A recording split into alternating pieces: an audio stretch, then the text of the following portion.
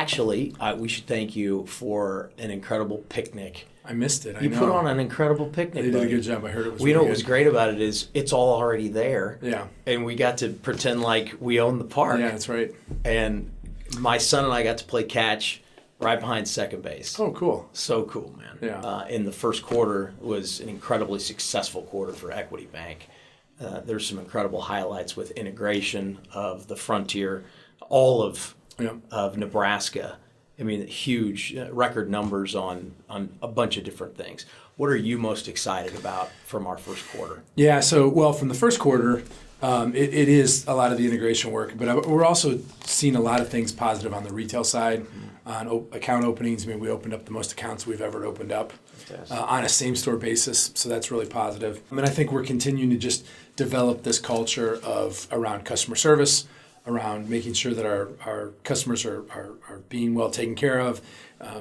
Every month, we look at that customer score. We survey our customers, and we're trying to make sure that we're above 95%, and that number is getting higher and higher every month. So that's been a positive thing that's happening out in the branches, so I'm real happy with that. We had some pockets of real growth, and when you really look, typically when you do an acquisition, you have some outflows because we're kind of continuously, some of the deals and some of the relationships aren't what you necessarily would want long term, and other ones, it's change, and so anytime you have change, people may or may not always give you a chance, and so you see some of that natural outflow. But we've had a lot of our existing markets are staying firm and growing, and that's something that I think will continue in the second quarter, and I'm really thinking will continue to explode into the third quarter. So, just getting our whole team around the thought of just taking care of customers and figuring out how do we grow, how do we just make sure that we just get a little bit, because if everybody's doing a little bit, then that adds up to a whole lot.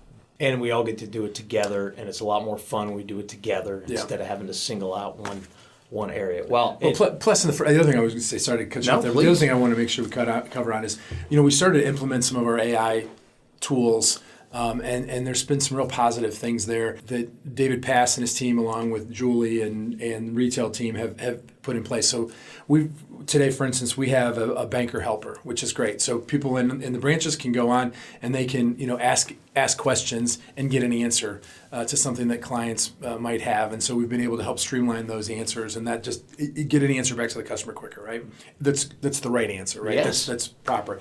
We've also done that in the call center. So the call center is now getting a helper as well that's helping on that. And then the third one is we've done one around HR. So and that's just recently been rolling out. So we're going everyone will be able to use that. So you can get answers to, what's Brandon's number? Who does Brandon report to so I can send a letter to them, or, things along those lines that we can use internally that'll help us move quicker, along with all other types of HR. Sure. So those are things in which we're just able to use AI in a relatively quick period of time to use it as an AI, bot that should make us more efficient. And why that makes us more efficient is so that now we can grow and we don't need to add additional expenses as a result of that.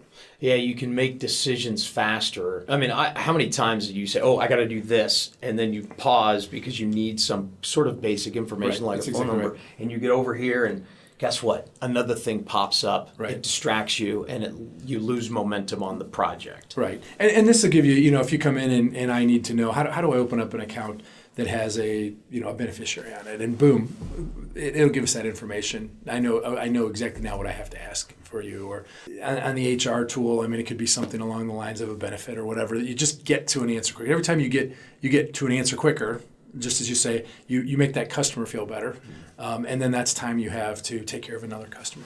What I like, and I'm really lucky, you actually said one time last year at a thing that I think Brandon's probably got. You're the best actually job. listening to any of them?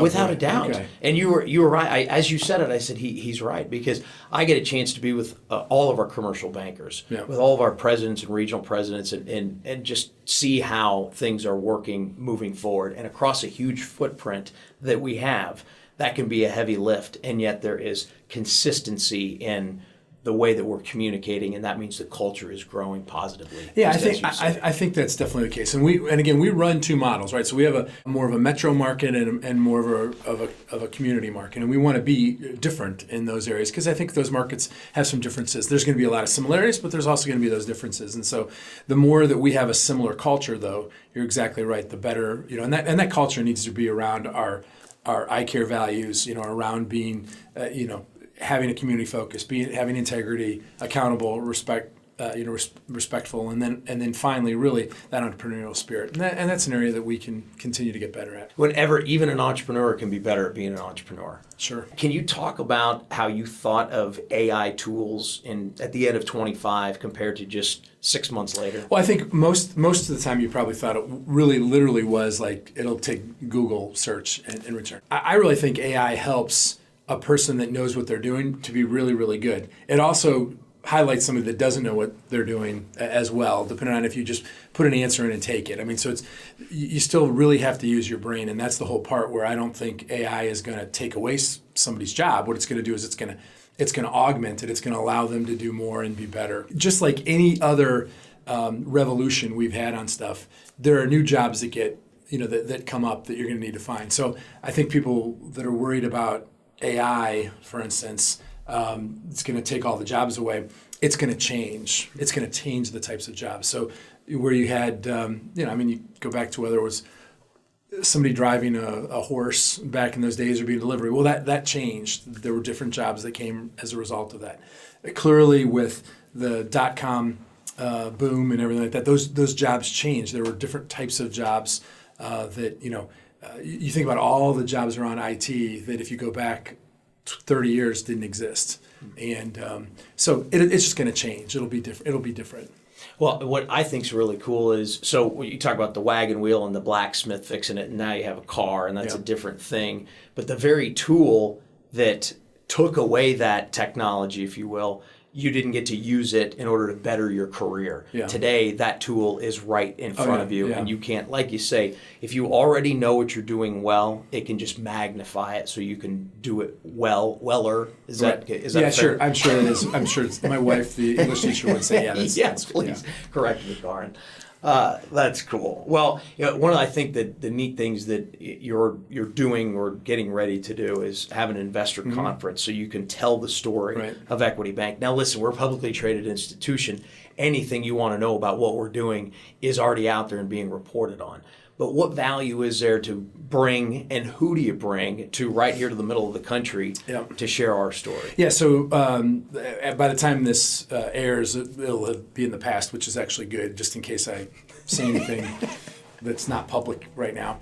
But what it allows us to do is it allows us to bring in our analysts, and so we have, I think we have 6 or 7 analysts that cover us, cover the stock.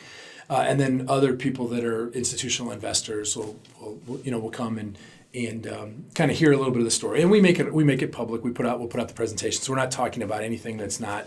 It's not inside stuff. No, it's not inside stuff. It's a lot of things that we've talked about before, and it's just kind of how we're going to do that. So we're not giving any numbers and newer numbers or anything along those lines. We're just kind of showing what's happened through the last quarter, and kind of updating them, and then we'll get that out to the public. So, but it just gives us an opportunity to again to tell the story, and I think it's remarkable when we look at the acquisition and what Brad put together, how we're executing against it, which is.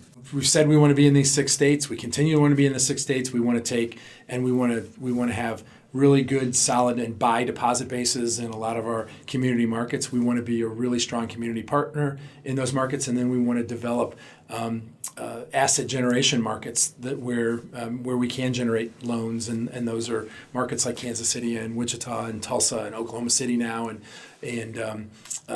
Omaha and Lincoln and Des Moines. And so that's really, it's a fairly simple strategy that way. The other thing we're doing a lot of, as we talked about, is we're really focused on our fee income businesses. So obviously within wealth management, which has been a real positive for us, and adding talent in that space and continuing to go and develop that, and then also in the treasury management side. So we've added we've added a leader with Melissa Mooring in treasury management, and we've added to that team. And so with that, we're going to continue to grow our fee business and mortgage at that point as well. I mean, Ernie and team are starting to really kind of come around. It's not been the greatest of mortgage markets from a rate perspective, but we're focused on that as well, and making sure that we provide mortgages for our existing current or our core customer base, our core retail base. So those are the things that we'll kind of dive into more detail on from a strategy perspective. We'll talk, our M&A side from an execution perspective is always important. Organic growth, the amount of time we spend around our tech focus and operational effectiveness. So we're constantly continuing to get better at that, because every time we get bigger, we break our system a little bit, and we got to make it better, and we know that. And then finally, the last piece of those executions that we execute on are having employees that think and act like owners. And so we've got some really cool numbers on the number of our folks that participate in the employee stock purchase plan. And that's a really key for us, because we really want to have employees that think in that different way, that basically take on ownership. And if we do all the right things, then we're all going to benefit from that down the road. There's a lot of cool stuff that Equity Bank does for every employee. And just for one reason or another, people don't take action on it. It's honestly probably because it's not a pressing item, and somebody has to talk with them about it. So I think, to your employee stock purchase plan point, and all of the other things that exist, you have an enormous opportunity to excel your entire life when you're with Equity Bank. And there's a lot of excellent tools to take advantage of. And I mean, they are excellent tools. So those are fun stories to tell, sort of one by one. I always want, every time, when we acquire a bank and that bank has been owned by one person or a couple of people, and we have all these employees that are joining us now. Sometimes I don't know if everybody, the folks understand that benefit of ownership. And that's where I want them to get excited about the fact that you're actually working for yourself a little bit here. So you're helping us get there, but you're also benefiting yourself and your own family. And so that's why we want to give them that opportunity on the employee stock purchase plan. Obviously, we give shares to everybody once they start as well. But that employee stock purchase plan really is a wonderful benefit, to be able to buy at a 15% discount and to buy at the lowest point between 6 months. That's a great benefit that I hope people take advantage of. Another part is you're geographically locating folks that are typically on the coast. Yeah. Is that fair? Yeah, and back to our investor coverage. Yeah, it gives us that opportunity. And what we're going to be is we're going to be in Omaha. So what's happening in Omaha this week is the College Baseball World Series. One of the best events in the country. It is, and it's going to be packed, and it's going to be crazy. And so we're going to be doing our investor conference right around that, downtown Omaha, and have that going around. I think we're going to visit the Union Pacific Railroad the next day to do a tour as well, to take them through that. But it really gives us that opportunity to showcase off what the Midwest has. And you're exactly right. A lot of our folks that are coming in, our investors and analysts, come from the coasts, and they think of a lot of this as flyover space. And I think this is, I don't know why you'd want to be anywhere else other than the Midwest. But just great people, great opportunities, and so it gets people that opportunity to say, oh, it's okay, I get it. I understand why people want to be here. I said, there are people here. Even that may even be a question that some of them wrestle with. Does anyone actually live here? Yes, people live here, and they do well here. And they do well here. They do real well. And they start businesses here. Yes. And that's why you talked about eye care. That's why that E is so important. Yeah. I get to say that Equity Bank was built by entrepreneurs for entrepreneurs all the time, and it's just a fact. That's a great story. Yeah, no doubt about it. And you look at Omaha. Omaha is a very entrepreneurial town, and it's got the second highest percentage of millionaires per capita in the country. So right behind Austin is first, and Omaha is second. And a lot of that is Berkshire money that came out of it, but that created then all kinds of entrepreneurs. So there's a whole bunch of businesses that have started as a result of that around this month. Are you guys going to see a ball game? We are going to see a ball game. Terrific. We have no idea who. It'll be an elimination game, but it'll be fun just to kind of take them there and see that. Without a doubt. Our new market president, Harrison Helms, I asked him about it, and he said you cannot miss that event, the College World Series. This will be the fourth time I've gone, and every year they're better, and so it really is a nuts. It's a great spot to go. That's awesome. Well, have some fun, and it will be a lot of fun, I bet, coming out of that. But talking about numbers, we have an inflation issue right now. But that being said, you alluded earlier that the mortgage market hasn't been the best. Look, rates are whatever rates are. And so the more core your values and your culture are, the rates don't matter. But where do you see that as a pressure from a bank-wide, not specifically? Well, so first off, if you really look at where interest rates are, they're actually kind of below where long-term averages really would have been. So we lived in that decade and a half or whatever of unrealistic. None. Yeah, they were so low, zero interest rate. That's not the norm. And so I think there's been a whole host of people that have come up and are now working. If you're at 40 or under, you might have been in a situation where that your entire career has been one in which you expect a 2.5% or a 3 or 4% mortgage. When the reality of it is, it used to be if you could get under 8, you took it. You locked that thing for 30 years, you're in great shape. Obviously, go back to some of the folks into the 80s, and you have interest rates in the 13 and 15, 18% mortgages. So I really think we're, if you can get a mortgage I was looking at today, they're, whatever, 6.5 to 6.75%. That's a pretty good rate historically. Now, it obviously impacts people that are expecting and living their life off of a 3%. So where do I think numbers are going to be? I think this is where we are. I think we're in the right spot. I do think inflation is real.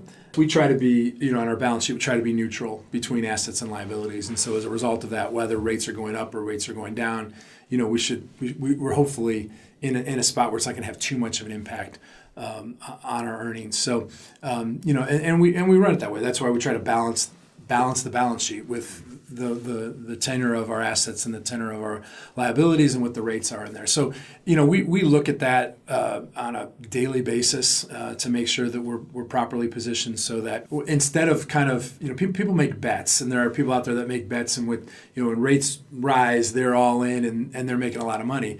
Rates go down, they lose a lot of money. We've looked at it and said we want to kind of be neutral in that spot. So that's really kind of the way we run the balance sheet.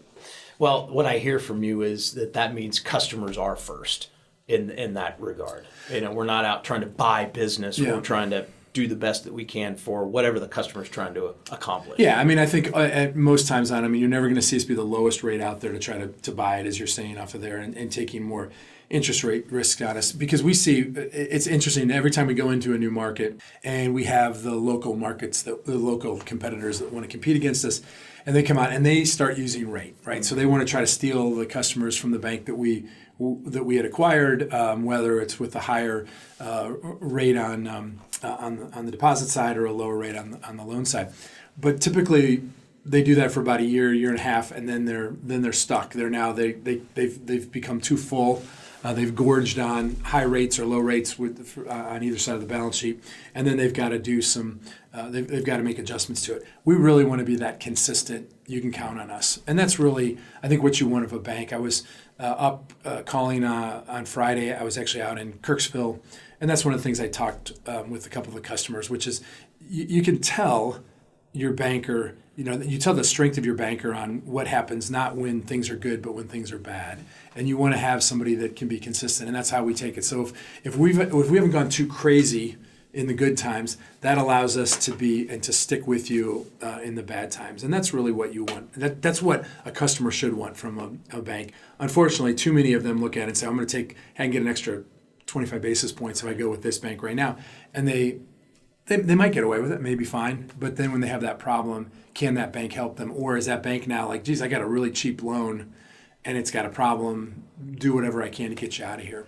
So, well, you alluded to some of the assets that we have with Treasury and other ways that we can help. And this is what's so fun about the team working together. To your point earlier about when you work as a team and you say, look, we're consistently going to be here, and you expose the customer or the prospect to this team relationship. Yep. That isn't normal. No. Other banks are showing up with one person and they're saying, here's the deal, and they take it or leave it. Now, even if it's 25 basis points less, I think the real long-term customers that are investing in their business, they're not interested in that 25 basis points as much as they are a team, because they understand that their business is going to go through cycles. Yeah. And they're going to need help. I think a lot of them do. I think some don't. But what you're talking about is exactly how we want to serve our customers, which is we want to make sure that treasury management's out there, because there's going to be a point in time, hopefully in all businesses, where they're heavy treasury management and they know how to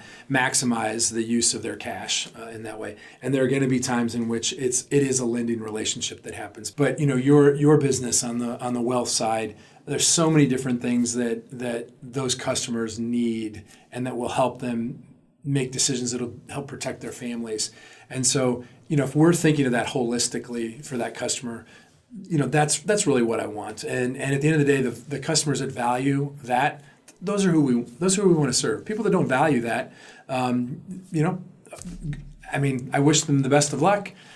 There's a good chance they'll be back when they're disappointed with something, through someone not being able to perform for them in the future. Yes, and those people that are part of our equity bank team, they deserve to say, why aren't we your primary relationship?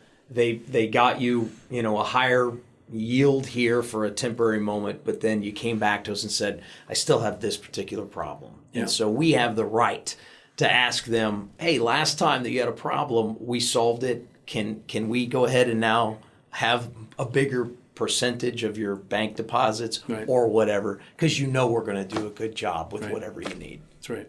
Yeah. That's why you taught us that, so I appreciate that. Yeah. Okay, so what do you see for the rest of the year? We're in Q2. Yeah.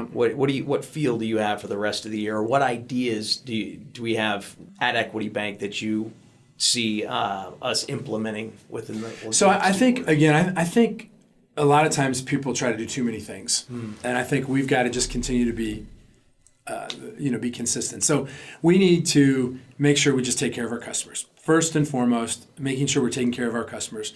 And providing great service, number one. Number two, I think we're going to continue to be using data to be able to identify existing customers that they might be missing something that we can help them out with. So, customers that there's extra deposits other places, there's some type of business that, from the treasury management side, the wealth management that we ought to be doing more with them. So that's another piece of it. And I think the third thing is just within our communities, we've just got to continue to be out and about, talking, meeting. Because, as you know, better than anybody, you do this really well, which is things that close next quarter didn't happen because you started today. They happened a year or 2 years ago. And so I always like to say that, the best time to have, for saving perspective, when you think about compound interest, the best part to have saved is, I wish I would have started 30 years ago if I would have done this. The next best time is today, is right now. So make that happen today. So I think for us, it's just that aspect of, are we getting out there with people in the community? And then I'd say the fourth thing that we're really doing is, there's a lot of stuff that we're doing in the back office that's, we're adding pieces. We're looking at how we automate things. It's never easy because I've said this before of it, but we are really like a cake mix, okay? And we just dump in another full pound of flour, full bag of flour. And now that cake is out of kilter. Yeah. You got to put everything else back in there to try to get it back in rhythm. I mean, you've got to put the chocolate and the milk and the eggs and everything on that to get it back to. But then you've put that on there that your mixer may not be strong enough. Well, now you're doing it. You gotta change out the motor and the mixer at the same time. So that's really a lot of what we're doing, and that's not necessarily easy to do, but it's also kind of fun. Yeah. I mean, and that's the part that, like, I with all of our folks being owners, that's why we want people to understand that it says, yeah, it's fun, it's frustrating, it also could be fun, and we got to do this. And so we're going to put the effort to do that, and that's what makes us different. In my view, is that if you want to just go and work someplace that's always the same, there aren't the benefits that come with that. There aren't that opportunity to really learn something, to challenge yourself. There's not that opportunity to really help add value that accrues to you through both from your career perspective, but also from the fact that you're an owner. So I think those are the things that you're going to see more and more of in the fourth quarter, third and fourth quarter, and into the year as we do things both on the IT side and within operations of adding. And who knows what's going to happen with a lot of the AI stuff. I mean, we've got I think the number is something like 700 users of Copilot and 140 users of Claude right now. And we're looking towards our team to come up with something that says, hey, this is how we can do this. This is a way that we can do this to analyze something better. We can do this to make this faster. We can do this to help a customer better. those are things that we're looking for our team. That's why we've put those out there for people to experiment with and find some solutions. And that's everybody. That's Yes. not, you don't have like 4 or 5. No, That's no. the whole team. I mean, it's a commitment. I mean, Brad's That's right. made a commitment that we put that out there. I mean, because it's not without some level of cost, but it's out there so that it shouldn't be so that you're looking up. What's my give me a recipe on how to make a cherry pie. That's not what we're using Copilot. We shouldn't be using that for Copilot. We should be using it to figure out a way. Here's a way in which we can catalog our emails faster and get to the ones that are most important so that I have a system in which, boom, this one comes up and I get an answer to it. Or here's something that we can do that I can create this form together that we ask a customer these 5 questions and this will allow us to get to an answer quicker. Or this is a way in which we can go through and cut our data to identify these are the 100 customers that are most likely to leave us and we need to make sure we take care of them. And those are the value types of things that can come from this, when you give it to people to think about it. Those are excellent opportunities. Excellent. And they all lead to compounding. Yeah, exactly. Right? That's exactly right. Well, Rick Sems, I always appreciate that we get to talk. Thanks for being on Who Builds Equity. Let's go build it. That sounds great. Thanks, Brandon. Appreciate it. Appreciate you.